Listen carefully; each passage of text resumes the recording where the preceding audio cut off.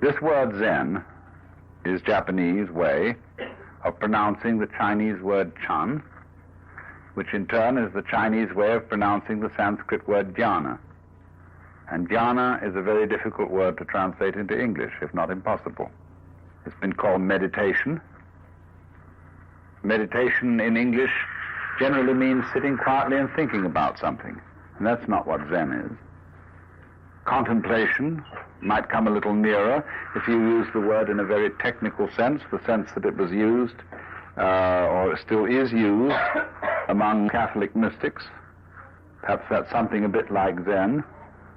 But again, contemplation, as we normally use the word, has a sense of inactivity, a sense of not doing anything, of being completely still and passive, whereas Zen is something highly active.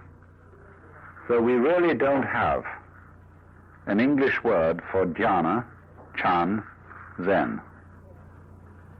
But I would say that we do know what it is because we do all sorts of things every day of our lives in this spirit. When, for example, you drive a car, or when a rider of a horse is one being with the horse, when you watch a good cowboy or a cavalry rider, he's glued to the horse. He's like a centaur almost. As the horse moves, he moves. Which is in control? Is the horse riding the man or the man riding the horse? You practically don't know. Same way when you have an excellent dancing partner. Who leads? Who follows? It seems as if you are one body and you move together. That is Zen, that is jhana. And so, in a wider sense, when a person doesn't react to life, on the one hand, or try to dominate it on the other, but when the internal world of one's own organism and the external world of other people and other things move together as if they were and indeed are one and the same motion, that is Zen. So you could say in a very, very simple way that the real concern of Zen is to realize, not merely to think, but to know in your bones that the inside world inside your skin and the outside world outside your skin, going out as far as anything can go into galaxies beyond galaxies, is all one world and all one being, oneself, and you're it. The mind in Chinese is Shin, and it isn't quite what we mean by mind. They locate it here, Japanese kokoro. We locate our mind here. But this mind here, the heart mind, is the psychic center. When you say, I have no peace of mind, it doesn't mean you just got a headache. You may have a heartache, too. It's a more inclusive word. You might call it the center of psychic activity. This man, whose name was Eka, he came to where Bodhidharma was meditating and said, Master, I have no peace of mind. Please pacify my mind. Because he didn't even get in for a long time to ask the question, because Bodhidharma refused to see anybody. Finally, when he cut off his left arm as a token of his sincerity and presented it to the master, Bodhidharma said, all right, what do you want? Well, he said, I have no peace of mind. So Bodhidharma said, bring out your mind here before me, I'll pacify it. And Eka said, when I look for my mind, I can't find it. Bodhidharma said, there, it's pacified. Now, somehow this answered Eka's question. And all Zen is stories like that. Now, one thing I must tell you about these stories. They are of the same nature as jokes. And that is to say, a joke is told with the object of making you laugh. Laughter is not an intellectual thing. It is an emotional reaction. And the point is the emotional reaction. If, therefore, a joke is explained to you, you may laugh out of politeness, a throaty laugh, but you will not laugh spontaneously, a belly laugh. Now, the object of Zen stories is not to produce laughter, but to produce awakening, clarification, enlightenment, or what is called in Japanese, satori. Satori is, like laughter, something that happens suddenly. You don't, as a rule, slowly begin to laugh and then laugh louder and louder, because you see a joke instantly. A joke is always a matter of an aha. So in the same way, these stories are intended to produce an aha reaction in you of, oh, but I see, now it's clear. And really, they don't contain any information. Their design is not to tell you something, that is to say, to impart information or knowledge. Their design is to get rid of something, to get rid of a false problem with which you are wrestling, so that the problem will disappear as a result of understanding the story. And you'll see from the story that I told you that what happened was the disappearance of a problem. Because Eka, when he looked for his mind that was giving him so much trouble, couldn't find it. The satori which so frequently follows these interchanges is by no means a mere comprehension of the answer to a riddle, for whatever the Zen master says or does is a direct and spontaneous utterance of suchness, of his Buddha nature, and what he gives is no symbol, but the very thing. Zen communication is always direct pointing, in line with the traditional four-phase summary of Zen. Outside teaching, apart from tradition, not founded on words and letters, pointing directly to the human mind, seeing into one's nature, and attaining Buddhahood. The center of Zen training is to live spontaneously. And this is why it's so fascinating to many Western people, especially Western intellectuals, who are overburdened with self-consciousness. Because what fascinated people about Zen when they first heard of it through Dr. Suzuki's writings was Zen stories. I lent a book of Zen stories once to a friend of mine, years and years ago, and he was in hospital. And when he gave it back to me, he said, gee, he said, I didn't understand a word of it, but it cheered me up enormously. Almost all the literature of the period in early Buddhist Chinese is anecdotes about the encounters of Zen masters with their students. They are called in Japanese mondo, which means question-answer. Now then, these stories go on in the most amazing ways, and I might retail a few, although some of them may be familiar to you. I'll try and choose ones that are probably less familiar. There was a famous master called Suibi, and he was asked, what is the secret teaching of Buddhism? And he was asked this in the lecture hall, you know, where other monks were studying. And he said, wait till there's no one around and I'll tell you. So later in the day, the monk accosted him and said, there's nobody around now. What is the secret teaching of Buddhism? So he went into the garden with this monk and he pointed at the bamboos. And the monk said, I don't understand. He said, what a tall one that is, what a short one that is. And this awakened the monk.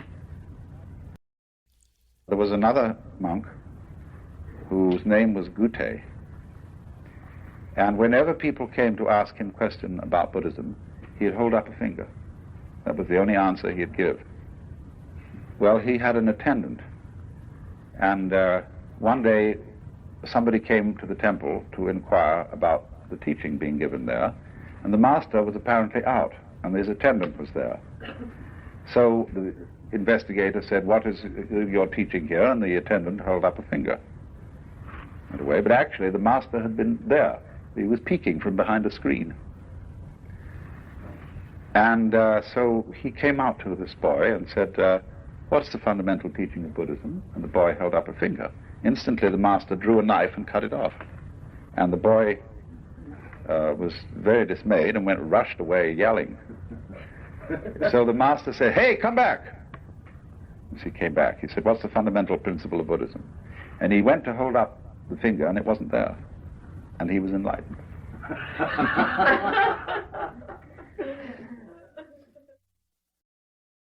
In effect, then, in the discipline of Zen, when you finally convince the master that you are stupid enough to be accepted as a student, because you've persisted and because you've defined yourself as someone having a problem, he has warned you well in advance that he has nothing to teach.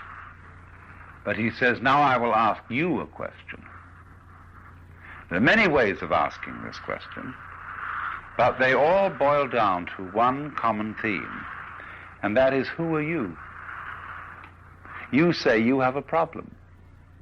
You say you would like to get out of the sufferings of life. You say you would like to get one up on the universe. I want to know who's asking this question. Show me you. Only they put it in such ways as, before your father and mother conceived you, what was your original nature? Questions like that. And they'll say, now, look, I want to be shown. I don't want a lot of ideas about who you are. I don't want to know who you are in terms of a social role, you know, that you have such degrees or you have such professional qualifications and such a name and such a family. All that's the past. I want to see you genuinely now. It's like saying to a person, now, don't be self-conscious, see? I want you right this minute to be completely sincere. There was a young man who said, though, it seems that I know that I know. What I would like to see is the I that knows me when I know that I know that I know. And so this is the Zen trick. It's to put you into this situation in a very crucial way. To think about, thinking about, thinking about, thinking about. Or, just the same thing, to make a very strong effort not to think. That's Zazen. Sit, let your senses operate, and be responsive to whatever there may be around, but don't think about it. But now this is already thinking. I'm thinking about not thinking. How will I stop thinking about not thinking? So there you are. See, you're all caught up. It's like somebody came to you and they put tar in one hand, or molasses, feathers in the other, slapped the two hands together and rubbed them around and said, now pick off the feathers. In Zen, the double bind is put on you deliberately, knowing how stupid it is. The teacher is well aware of everything he's doing and what tricks he's playing on you, because he has behind it all the compassionate intent of getting you into such a fierce double bind that you will see how stupid it is. So then, what happens is this. He gives you the double bind. Be genuine. I want to see you do something that is the real you. I had a friend who was studying Zen, and he was given some koan like this to work on. And when he was one day going for his interview, he walked through the garden that connected the sodo, or the monks' study quarters, with the master's place, and there was a big bullfrog. Bullfrogs in this country are rather tame. People don't eat them. And so he swept up the bullfrog and dropped it into the sleeve of his kimono. And when he got in front of the teacher to answer the koan, that is to say, to do spontaneously produce his genuine self, he produced the bullfrog. And the teacher looked at it and shook his head and said, too intellectual. Or, as we might say, too contrived, too studied. That's not yet you. Now, do you see the bind in this? It's like being told that everything is all right at this moment so long as you don't think of a green elephant. So try not to think of a green elephant. See? Now, as he works at this, as he tries to produce the genuine you, the teacher really strings him out on this and makes him work and work and work over a period of many months until he comes to the point of seeing this. There is nothing you can do to be genuine. The more you do, the phonier you are. But at the opposite extreme, there is nothing you can not do. That is to say, you cannot give up trying to be genuine. You can't relax, you know, and be completely passive and say, well, let's forget about it. Let's think about practical matters and forget all these spiritual concerns. The moment you do that, your abandonment of trying is itself an insidious form of trying. The way of Buddhism is to let go of yourself, to see that you live in a universe in which nothing can be grasped. Therefore, stop grasping. So here's the problem. I come and say to the teacher, teach me not to grasp. He'll say, why do you want to know? And he shows you that the reason why you want to stop grasping is that it's a new form of grasping. You feel that you will beat the game by being unattached. Zen is a translation of the Sanskrit word jhana, pronounced Chan in Chinese and Zen in Japanese. It is unfortunately untranslatable in English. It designates a certain state of consciousness that is sometimes called meditation, but that won't do it all. Contemplation isn't really the point. And sometimes one-pointedness of mind. I would prefer to translate this word with the notion of total presence of mind. When we say a person is crazy, we often say they're not all there. Now go to the opposite of that and visualize a person who is completely there, or who is completely here. A person who lives totally and absolutely now. That doesn't mean he's incapable of thinking about the past or the future, because thoughts about the past and about the future are included in the present. You have them now. But imagine the kind of person who is not distracted, who when he talks to you, it really gives you his whole being. The Tao is a way of life. The word Tao means the way, the course of nature, the flow of things.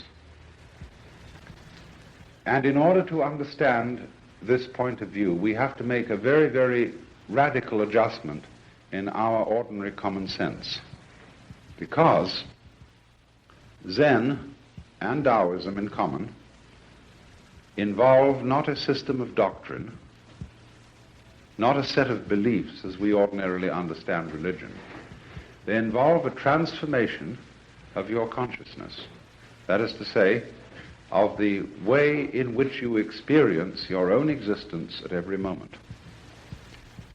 One might say that the average individual, not only in the West but also in the East, has a feeling of himself as separate from his surroundings, from other people, and from the earth itself, and from the space and the stars and everything around the earth. He feels this in such a way that it's expressed in all the phrases of common speech. We talk about coming into the world. I came into this world. As a matter of fact, you didn't. You came out of it. Just in the same way as an apple comes out of an apple tree, as an expression of the apple tree.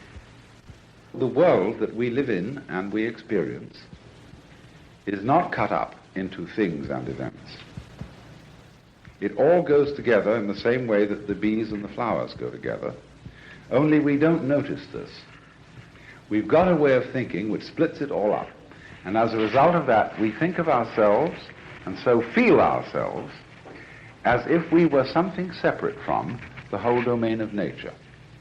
And to make a long story short, and to tell you the whole point right at the beginning, the disciplines of Taoism and of Zen propose to change your consciousness in such a way that you will no longer feel that you are an isolated unit locked up inside a bag of skin, but that you will actually experience the fact that your real self, the real you, is everything that there is, but concentrated and expressing itself at the point called your physical organism. We as individual organisms, as what we call physical bodies, we come and go like leaves on a tree, but there's the tree. And you are the tree. In the saying of Jesus, I am the vine, you are the branches. But that I am before Abraham was, I am, is the self, and is what the Hindus call the Brahman and the Chinese call the Tao. This means not to force things. That's the best English translation I've come to. It's sometimes translated not doing, no artificiality, no interference. But our word forcing, as when a forced laugh, forcing a lock, forced behavior, forced kindness, forced love, in that sense forcing, don't force it. So it means action in accordance with the character of the moment and of the circumstances in which you're acting. You see, you can't not interfere with the world. Everything you do interferes with your environment. To know things is to change them. You cannot not interfere. So the idea is to learn how to interfere skillfully. That's the meaning of Wu Wei. Buddhism came to China about the year 400. A very great Sanskrit scholar by the name of Kumarajiva came and started teaching Chinese scholars Sanskrit. Slowly then, Indian attitudes began to be modified by Chinese attitudes because the Chinese read into these translations Taoist meanings, so things got a little altered. So Chinese Zen is the preeminent expression of this because it is the mixture of Indian Buddhism and Chinese Taoism plus a certain Confucian practicality. Shortly before 500, as the dates now check out, another Indian came to China whose name was Bodhidharma. And Bodhidharma was the person who touched off Zen as a specific movement. Bodhidharma had a pupil by the name of Eka. The story is that when Eka came to Bodhidharma, Bodhidharma refused to accept him as a student. All Zen masters do this. They reject you. And this stimulates you, you see, to come back stronger. If you're going to learn at all. And Eka came back stronger and stronger and stronger, and Bodhidharma resisted him stronger and stronger, and finally he cut off his left arm and presented it to Bodhidharma and said, look, here's my left arm given to you as a token that nothing in the world matters to me except to find out what you're all about. All right, he said, what do you want to know? Eka said, I have no peace of mind. Please pacify my mind. In Chinese, mind is this word pronounced shin. And shin is here. Shin is the heart mind. It's the psychic center. And so Bodhidharma said, bring out your shin here before me and I will pacify it. Eka said, when I look for it, I can't find it. Bodhidharma said, then it's pacified. And Eka immediately understood what all the thing was about.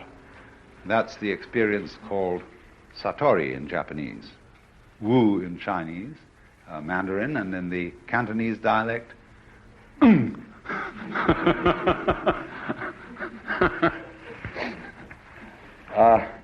it's just what we call in our modern psychological jargon the aha phenomenon. The aha phenomenon. Aha! Now I see. It has been well said that Buddhism is Hinduism stripped for export. So one might say simply this to try and sum up what Buddhism is about. The word Buddha is derived from the root Budh in Sanskrit, B-U-D-H, which means to be awake. So the Buddha is the awakened man, the man who woke up. What does he wake up from? Obviously a dream. And what kind of a dream is this? Well, I would call it a state of hypnosis. And this state of hypnosis, although I'm using hypnosis in a rather archaic sense of the word, is a state of being entranced, spellbound, fascinated, and this is called, in Sanskrit, avidya. When we were hypnotized into the notion of attending to life by conscious attention alone, by the spotlight to the exclusion of the floodlight. And so we began to imagine that we were separate individuals. What is called in Buddhism Sakkaya Drishti, the view of separateness. And a Buddha is one who has overcome that. So the method of Buddhism, what's called the Dharma, doesn't mean the law, it means the method. The method is to knock the stuffing out of you, to take away everything to which you cling, to cleanse you completely of all beliefs, all ideas, all concepts of what life is about, so that you are completely let go. So Buddhism has no doctrines at all that you have to believe in. I don't care what background you come from, whether you're a Roman Catholic or at one extreme or a logical positivist at the other. Both are clinging to something, you see? And so the method of Buddhism is to knock out the underpinnings and say, well, not only do we not believe in anything, we don't even believe in not believing in anything. So this is what Buddhism does. When it says it's the art of let go, of non-attachment. Non-attachment doesn't mean that you lose your appetite for dinner. It means simply that you stop grabbing. Zen developed in China after Bodhidharma's time and came to a sort of golden age in the Tang and Sung dynasties. Now, people who go to Japan to study Zen have read about it in the writings of Suzuki and R.H. Blythe and myself, and very often they're in for a curious shock. They suppose that Zen people are kind of Quakerish, and they're shocked to find that procedures in a Zen monastery, in Zen temples, are highly ritualistic. That the temple buildings and grounds are positively sumptuous, and that Zen is existing in terms of a big ecclesiastical organization. Most of the monks in the monasteries are the sons of priests. You see, when a Zen monastery is a seminary more than a monastery. It's a training school. It isn't a monastery in our sense where you take life vows and you enter into the monastery for your whole life with the vows of poverty, chastity, and obedience. It's a training school from which you graduate in due course when the teacher thinks you're ready. When you've taken the training, there are various options open to you. And the usual one is to become a temple priest. Every Zen monastery stands in the middle of an enormous campus. There is the training center, and then surrounding it ever so many separate buildings which are individual temples. And these temples were originally built by wealthy patrons of the monastery to provide a place where a priest would for all time chant sutras for the future assistance of the wealthy patron through his future incarnations. Occasionally they will take a few students for meditation, but by and large the Zen priest is a sutra chanter and this is true of almost all Buddhist priests, serving the community in much the same way as a Catholic priest serves a parish. But you see, these temples are passed down in the family from father to son. So my oldest son should take over the temple from me if I'm a priest. So I say, you go to the Zen monastery and you train there until the teacher says you're ready, and then you can come back and help me out around the temple, and when I die or retire, you take it over. So most of the boys, and they are boys, many of them just out of high school, the boys in there are not really there because they have a strong vocation for it. They are there because they've been sent there through parental authority.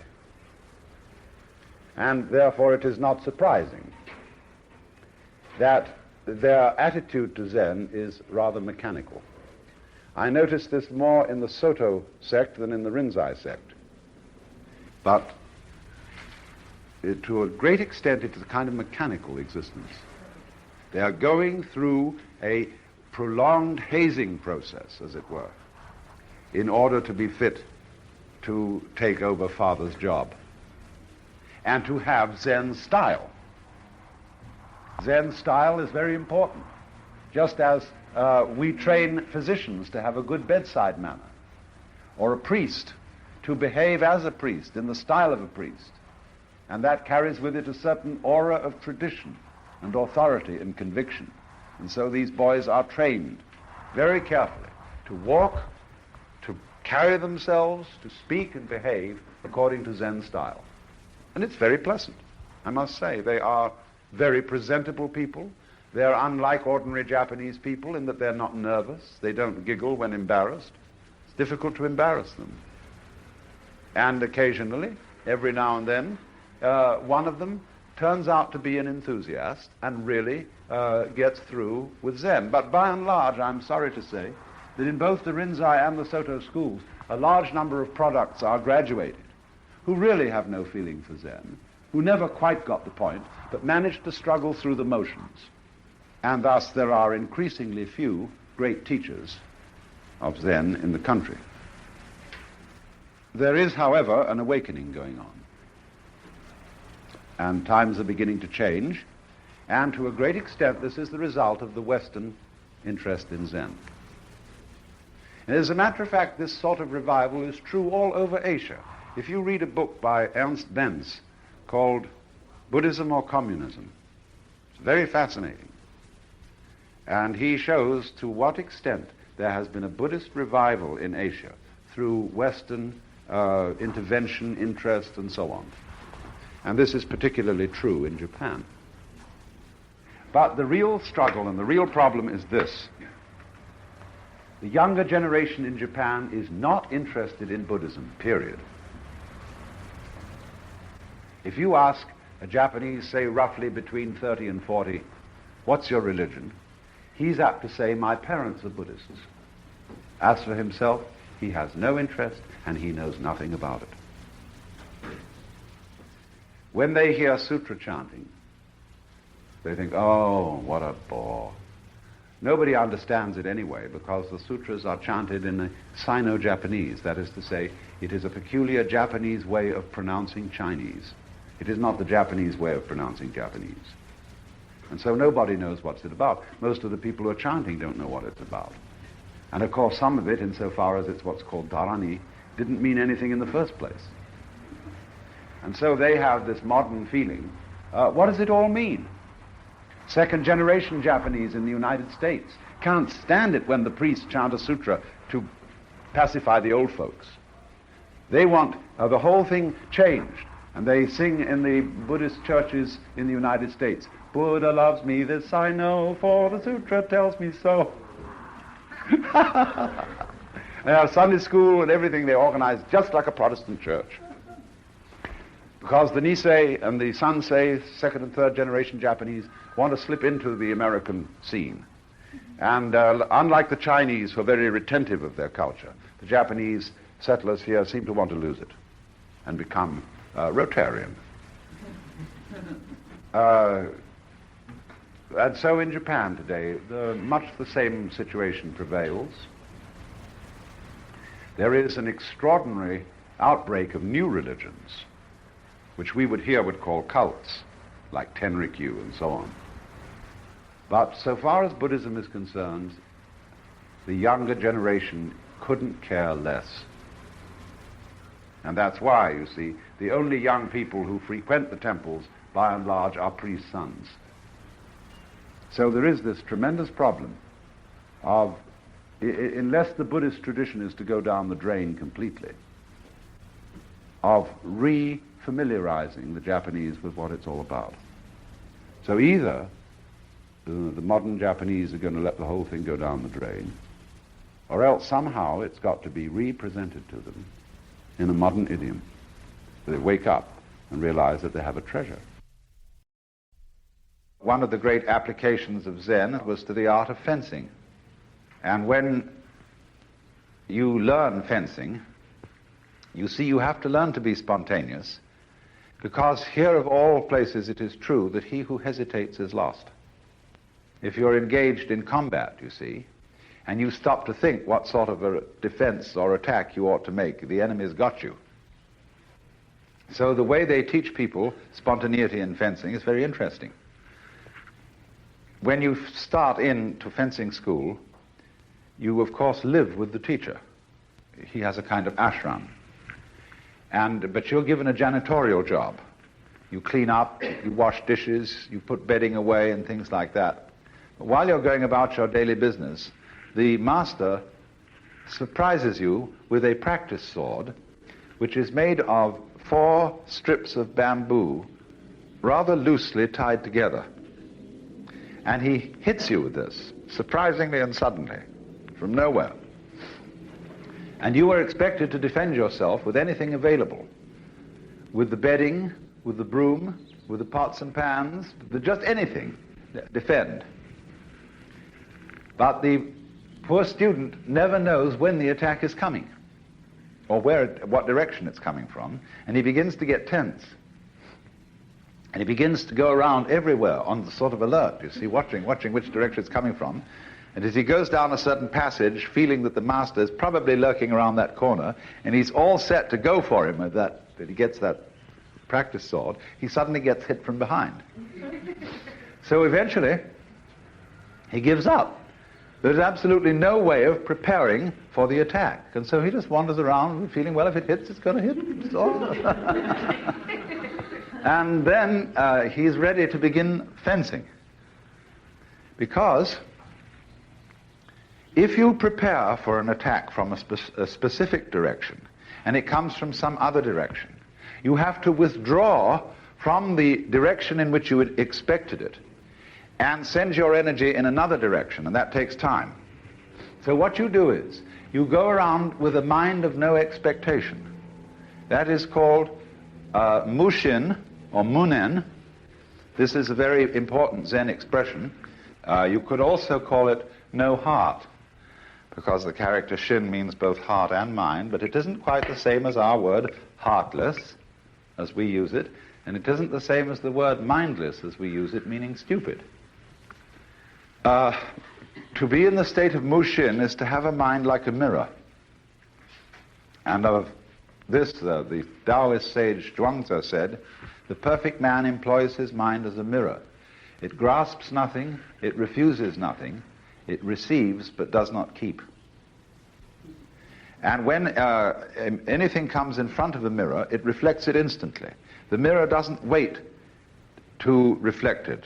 This is also likened to a vessel of water, like a wooden barrel. When you make a hole in the barrel, the water instantly flows out of the hole, because the water is always available to come out.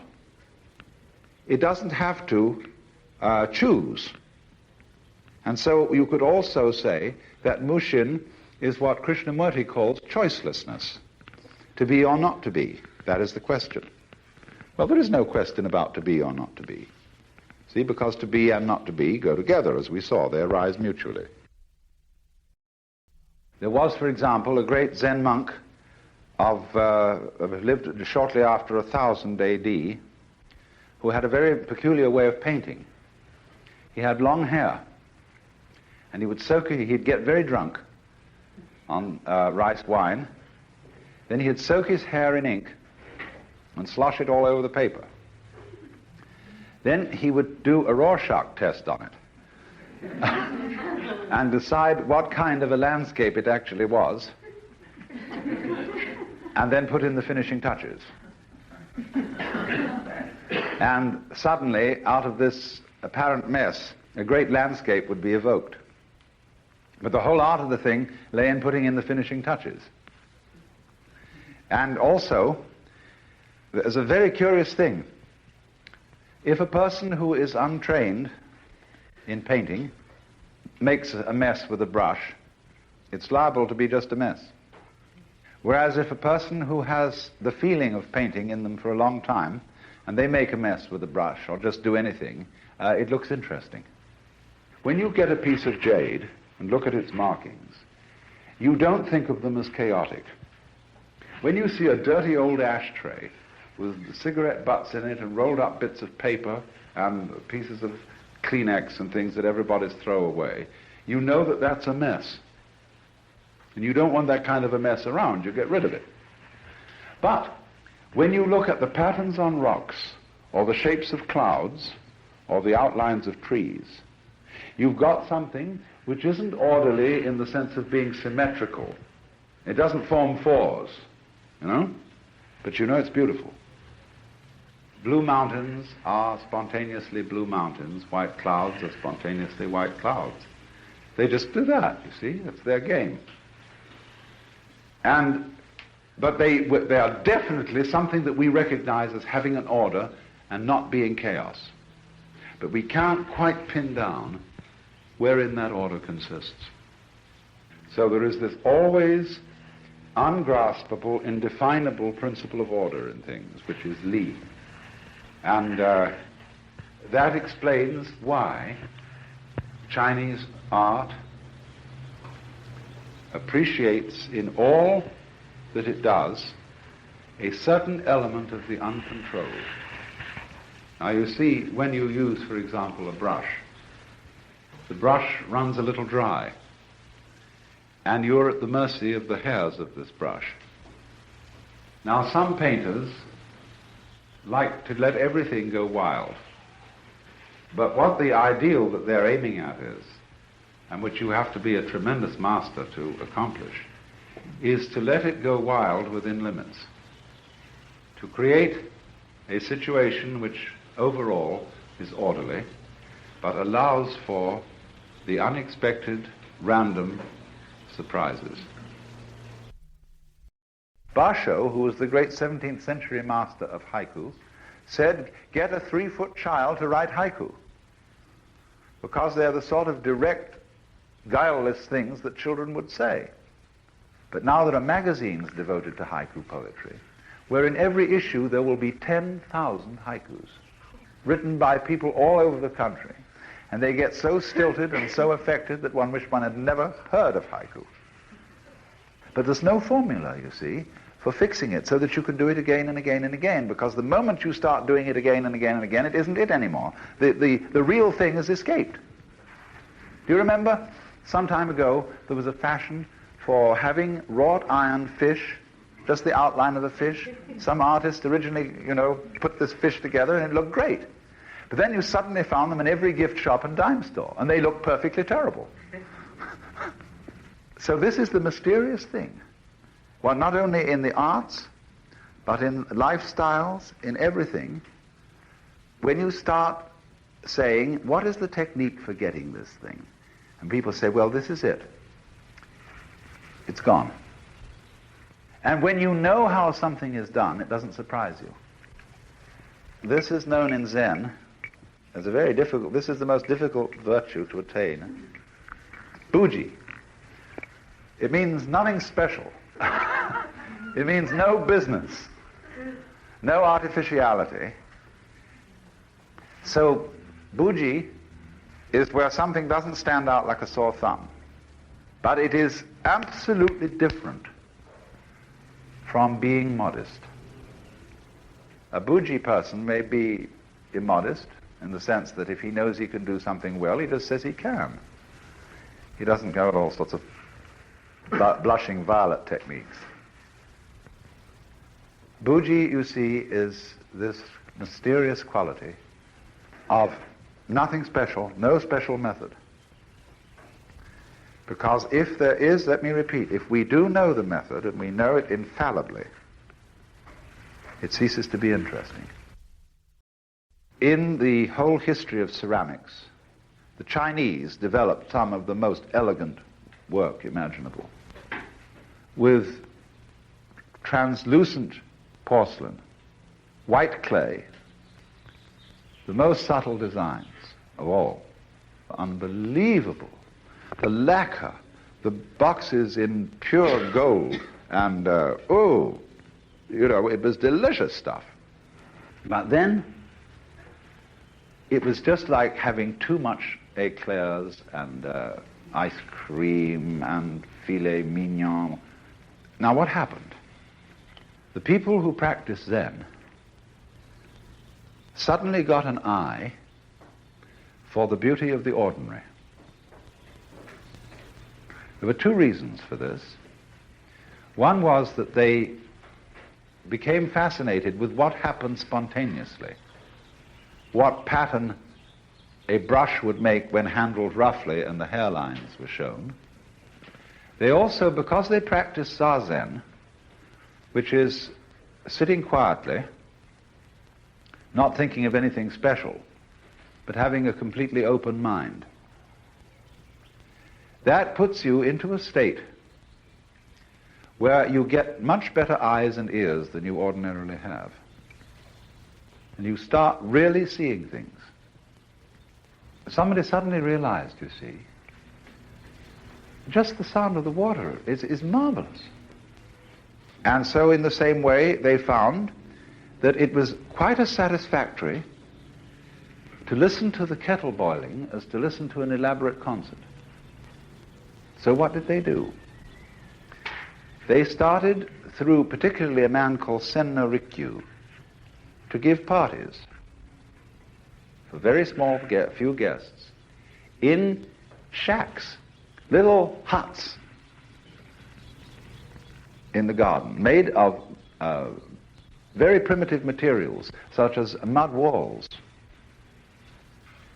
and where they would go and sit, and out of the simplest utensils, carefully chosen by a superb artist, they would simply sit and enjoy the uncomplicated life.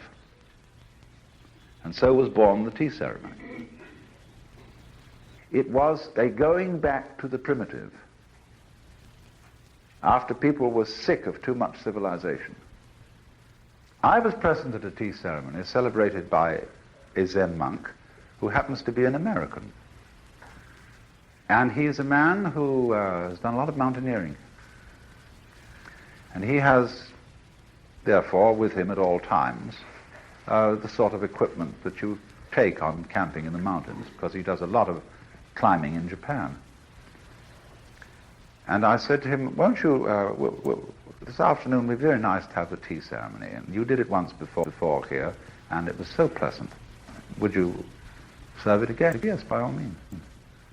Before, he had served tea ceremony, and Zen monks do it, which is rather simple and direct, and much more comfortable than all these well-educated ladies who are on tittering about it and on tiptoe and nervous and hoping they won't make a mistake and all. So he suddenly came in with a small Primus stove. Set that down. Then he had an old paint pot which had inside it an aluminum mug. He set that down. He then proceeded to take the aluminum mug out, pour water into the paint pot, and set that on the Primus stove, but he ritually pumped up the Primus stove. He did everything in the style of tea ceremony, but this was a dirty old Primus stove. And suddenly the thing began to flame like the god Fudo, and he mixed the tea in the traditional way with the whisk, had all the perfect, lovely manners, handing us the aluminum cup. And we got into a long, it's a custom after the tea ceremony, after you've drunk, to pass all the utensils round for this is exactly what happened. And we found that the aluminum cup had the year 1945 stamped on it for some reason. We got into a discussion about styles of aluminum cups made in 1945. And it was the funniest thing, but it was a complete makeover of the tea ceremony into the modern idiom. If we are going to introduce Westerners to the fundamentals of Zen, we need to revise a bit the procedures and rationale of meditation so that it doesn't become a competitive one-upmanship marathon as to who can take this, who can endure, because then that puts it under the domain of time. The important thing to emphasize is presence, being completely here, and not feeling guilty if you enjoy it.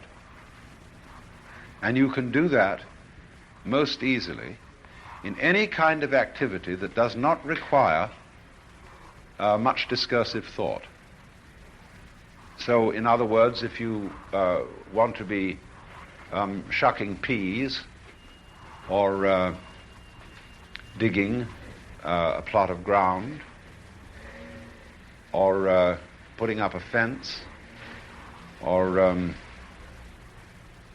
anything which you can do without a great deal of discursive thought, it's perfectly good for meditation.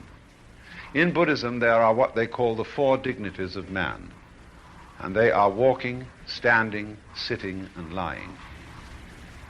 And so Zazen is simply sitting Zen. There is also lying Zen, which is sleeping Zen.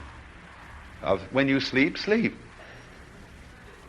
There is standing Zen, and there is walking Zen. And there is a very good method of meditation, is the walking method.